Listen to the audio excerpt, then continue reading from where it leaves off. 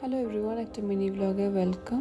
আজকে মাছের ঝোল করছিলাম। এখানে মুম্বাইতে সেরকম কাতলা মাছ পাওয়া যায় না, যাই হোক মানে বড় কাতলা পাওয়া যায় না, একটা ছোট মাছ পেয়েছে, সেটারই 3টে ডিম আমি ফ্রাই করছিলাম। আর এই বড়িগুলো আমি কলকাতা থেকে নিয়ে এসেছি, তো ওই কাতলা মাছের ঝোল করছি। আর আমার জন্য আমি আজকে একটা ভেজ মানে র্যাপ টাইপের করব, যেটা ওটস দিয়ে।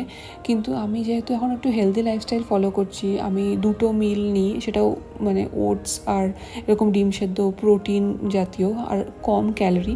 তাই জন্য আমি একটা ওটসের চিলা বানাচ্ছি, যেটা অয়েল ফ্রি, কোনো অয়েল ছাড়া, মানে শুধু জল দিয়ে বানাবো আর ডিম দিয়ে। তো আমি এটা এখন খেয়ে নেব, কারণ এখন সন্ধ্যা 6টার মধ্যে আমি আমার ডিনার করে নিচ্ছি। তারপরে আমি আর কিছু খাবো না, মানে সূর্য ডোবার পরে, সানসেটের পরে আমি আর কিছু খাই না। তো আমি যেহেতু মেয়োনিজ ইউজ করবো না, আমি একটা হাফ অ্যাভোকাডো আর একটা দই দিয়ে ওটাকে মিক্সড করে মেয়োনিজের মতন করে তৈরি করলাম। তো এটাতে একটু কম ক্যালোরি ইনটেক হবে, কারণ অ্যাভোকাডো একটা ফ্রুটে না অনেক ক্যালোরি থাকে, তো পুরোটা খেলে পরে অনেক হাই ক্যালোরি ইনটেক হয়ে যাবে। তো যাই হোক, আমি ফার্স্টে একটা র্যাপের মতন করে তুললাম। এটা আমি ইনস্টাগ্রাম থেকে দেখেছিলাম এই রেসিপিটা, তো ওদের তো খুব ভালোভাবে উঠে যাচ্ছিলো। আমি জানি না আমার কেন ভেঙে যাচ্ছিলো, হয়তো আমার ভিতরে স্টাফিংটা একটু বেশি হয়ে গেছিলো।